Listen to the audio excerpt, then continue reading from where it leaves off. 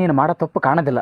ತಪ್ಪು ಮಾಡಿದ್ರಲ್ಲ ಕಾಣದು. ಅಂದ್ರೆ ನೀ ಜನಗಳಿಗೆ ಸುಳ್ಳು ಭವಿಷ್ಯ ಹೇಳೋದು, ಆ ನಂಬರ್ ಹೇಳ್ತೀನಿ ಈ ನಂಬರ್ ಹೇಳ್ತೀನಿ ಅಂತ ದಾರಿ ತಪ್ಪಿಸೋದು ಇದೆಲ್ಲ ತಪ್ಪಲ್ಲನು? ಜನ ಅವ್ರವ್ರ ಕಷ್ಟ ಪರಿಹಾರ ಕೇಳಕ್ ನನ್ನ ಅಲ್ಲಿಗೆ ಬರ್ತಾರ, ಅದು ತಪ್ಪು ಹೆಂಗಾತದ? ಅಂದ್ರೆ ಜನ ನಿನ್ನಲ್ಲಿ ಬಂದ್ರೆ ಕಷ್ಟ ಪರಿಹಾರ ಆಗ್ತದನು?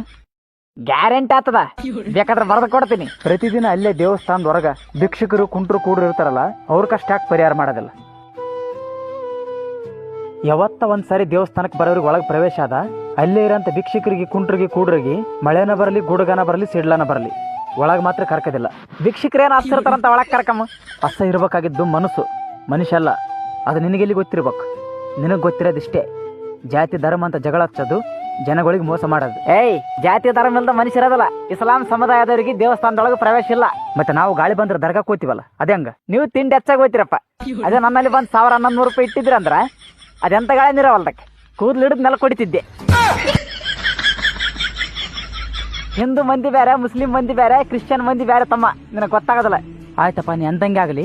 ಹಿಂದೂ ಮಂದಿ ಬೇರೆ, ಮುಸ್ಲಿಂ ಮಂದಿ ಬೇರೆ, ಕ್ರಿಶ್ಚಿಯನ್ ಮಂದಿ ಬೇರೆ ಅಂತಲ್ಲ. ಹಿಂದೂ ಮಂದಿ ರಕ್ತ ಕೇಸರಿ ಬಣ್ಣ, ಮುಸ್ಲಿಂ ಮಂದಿ ರಕ್ತ ಹಸಿರು ಬಣ್ಣ, ಕ್ರಿಶ್ಚಿಯನ್ ರಕ್ತ ಬಿಳಿ ಬಣ್ಣ ಅಂತ ಆದನು.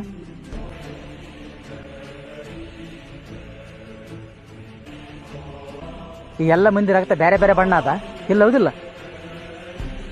ಈ ಜಾತಿ ಜಾತಿ ಅಂತ ಜಗಳಾಡೋರಿಗೆ BK ಆಂಜನೇಯ ಒಂದು ಮಾತು ಹೇಳೇನ, ದೇವರು ಮನುಷ್ಯನನ್ನು ಮಾಡಿದ, ಮನುಷ್ಯ ಜಾತಿಯನ್ನು ಮಾಡಿದ, ಜಾತಿ ಜಗಳವನ್ನು ಮಾಡಿತು, ಜಗಳ ಗಾಯವನ್ನು ಮಾಡಿತು.